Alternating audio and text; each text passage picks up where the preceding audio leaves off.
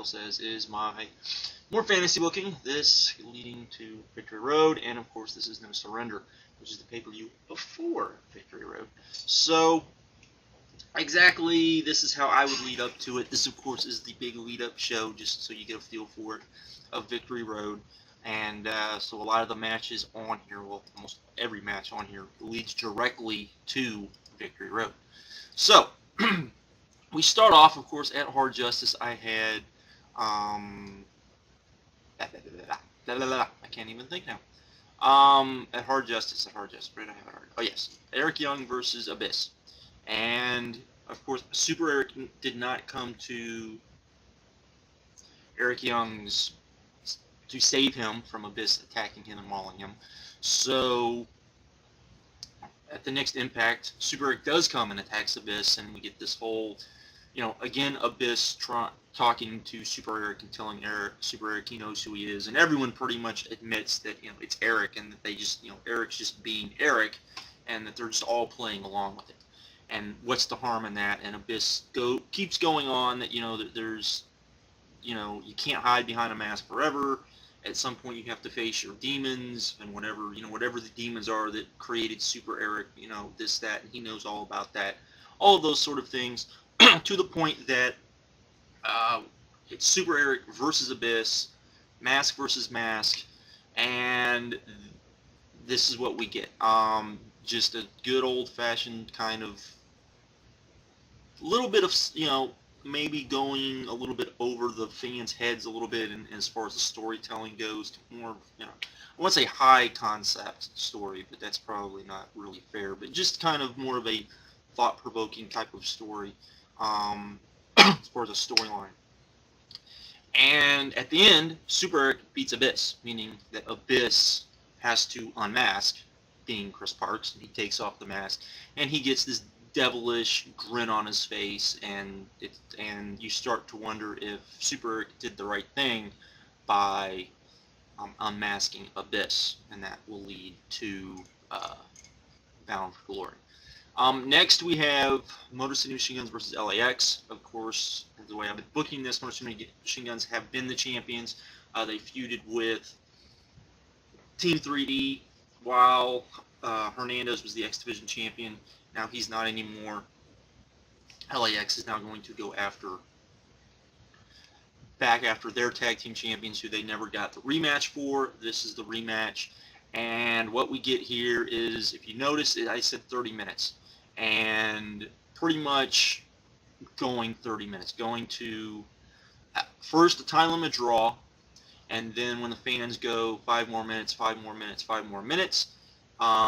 You give them the 5 more minutes, and then basically you do a double pin with Hernandez on whoever you want to pick from the Motor City Machine Guns, and then whoever else from the Motor City Machine Guns pinning Homicide at the exact same time. A double pin, a draw. Both teams are visibly upset about this, because when they did the first draw, even Motor City Machine Guns wanted 5 more minutes. They wanted to prove they were better than LAX. The whole competitive sort of thing, and leading up to the match, you have basically LAX kind of has Motor City Machine Guns' backs as the heel teams trying to take the being heelish and trying to beat Motor City Machine Guns in heelish ways. But LAX makes it known that when it comes to it, it's going to be a fight. They will cheat. They'll do whatever they can to get theirs. Kind of being the tweener faces, which I think they play far better than kind of how they're being used now. There we go. Next we have Kong versus Melissa, Cheerleader Melissa. Of course, Cheerleader Melissa was who I would have picked to beat Kong in the Kong Challenge. Melissa, of course, when she beat Kong for the Kong Challenge, actually won the title as well. And so now we have Kong versus Cheerleader Melissa, and Cheerleader, I don't know if I explained that well on the Hard Justice thing, that, to me, whoever beat Kong should have also, not just for the money, but also for the title. That's kind of the way I looked at it, but maybe that doesn't make a lot of sense. But we have Kong versus Melissa, and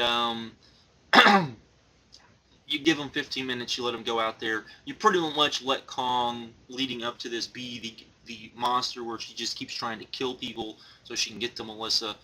Finally, they go at it. If you've never seen Kong and Shirley and Melissa go at it, they actually have very good chemistry together. It's one of the reasons why I want to see this on TNA and why it boggles my mind that they haven't done this already. Let them go over, let Kong go over. This would lead to another rematch at Bound for Glory, as Melissa would basically give Kong everything she has, and where Kong wins, but it's not the dominating performance we've seen Kong have so far, and she finally has somebody that is her equally matched, where Kong, is this big monster, raging monster. Melissa uses her quickness and her technique and her skill to outdo Kong, and you let that kind of be the story. Next, we have Kaz versus Petey Williams for the X Division title. This Petey Williams, the champion, he won it at Hard Justice. Kaz is getting his rematch since he lost the title in the three-way at Hard Justice. You have Kaz go over here, winning the title back from Petey Williams. Williams, who won it, heelishly in some sort of screwjob finish. Kaz getting the win here and winning the title. Next we have, and a lot of people are going to cry foul for this, but it is what I think they should do. And Gauntlet for the gold. Basically, have TNA do their Gauntlet match, similar to the WWE's Royal Rumble. Except one thing I think TNA needs to do if they do a match like this is, they have these deals with all of these promotions from around the world. Bring some of that talent in, make it look even more important, and run it like they do their Gauntlet matches, which is just different enough from the Royal Rumble. You don't put it in the main event like WWE does the Royal Rumble, and you make it where the last two guys, when they get down to the last two guys, just like in every other TNA Gauntlet match, where it turns into a regular match, and basically both of those guys are guaranteed a title shot. The loser, the guy who does not win the match, gets the X Division title shot, and the winner gets the world title shot at Bound for Glory, making it a little bit more important. You've brought in a lot of different people. As I've said, you try to make the X Division title a true secondary title. You try to make it the second most important title in TNA. You try to give it some importance, and I think that would help. The way I would book this, and I'm not going to go with who I would stick in the match and all of that, but the theme of it would start out with the fact that these are kind of the storylines going in it.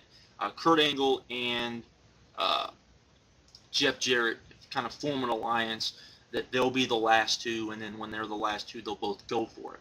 Another angle going into this is Sting. A lot of people have asked me what was I be doing with Sting. Through this whole thing, I would basically have Sting kind of being, lamenting, talking about his career. Should he call it quits? Should he do this? Should he do that? Should he do?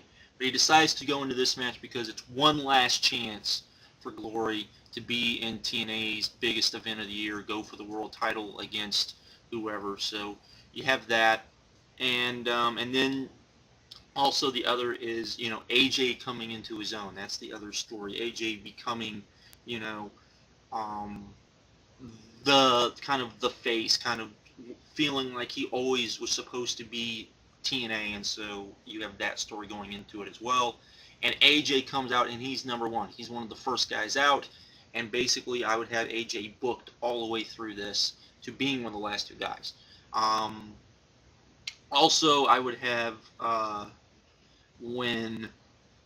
Kurt Angle last for a while, except I would have Sting eliminate Kurt Angle. I would also have, when Jeff Jarrett gets there, I would have everybody who's in the match basically attack Jeff Jarrett and throw him right out, basically screwing Jeff Jarrett, and they all get happy and excited because they just screwed Jeff Jarrett, who screwed them over so many times. Yeah. And just things like that. The last two guys I would have would be Christian and AJ, with AJ going over, and then have Christian. For that, I would make it about 70 minutes. A lot of people might say that might be a little too long, but I think with everything, I think that would work out pretty well. So there we go with that. Next, we have Joe versus Booker T. Angle kind of going in this. Booker T, who had won his number one contenders match long ago, finally gets his shot at the world title. As I said, you make him in the last video, you make him a sympathetic heel in that he has a valid point. That why he had to wait to take on Joe, why Joe was off playing with Kevin Nash and Jeff Jarrett. But he goes about it the wrong way, whining, attacking Joe, trying to get, all of those sort of things. Him and Joe go at it. Joe goes over um, through some, backfire heel trickety of some sort, Charmel, hitting Booker with the chair instead of hitting Joe, something like that. Just something where it, again, Booker, screws up and Booker, for whatever his luck is, misses out, leading to Bound for Glory. So, just from that, we have a couple of matches already set up. You have Joe versus AJ Styles for Bound for Glory in the main event, which I think would be very good.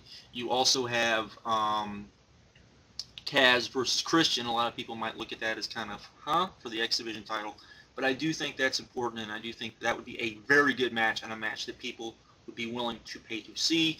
The other match that I would put in Bound for Glory would be Sting versus Kurt Angle, the rematch of last year's main event. Again, pretty much just letting them go out there and do their thing.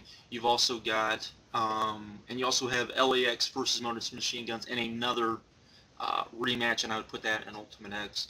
And I'll get into that in the next video, but that kind of gives you an idea of where everything was going. Hopefully you guys like this, and like I said, the next video will be a Bound for Glory video, and then I'll get on to some other things.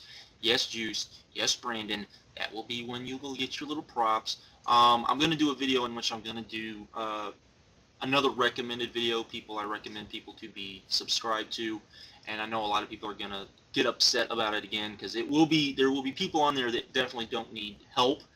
But to me, I look at, like in the last time I did the video where I suggested places where people should be subscribed to, you had Ring Mistress, and Ring Mistress already had, I think, well over 500 subscribers when I suggested her, and then and now she's well over 1,000, and she pretty much got pretty close to 1,000 very quickly after I did that.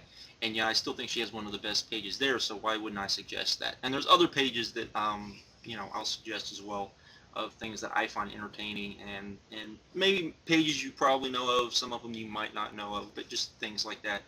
Anyways, that is all for this one. I hope you guys enjoyed. I'm out. Have a good one, and later.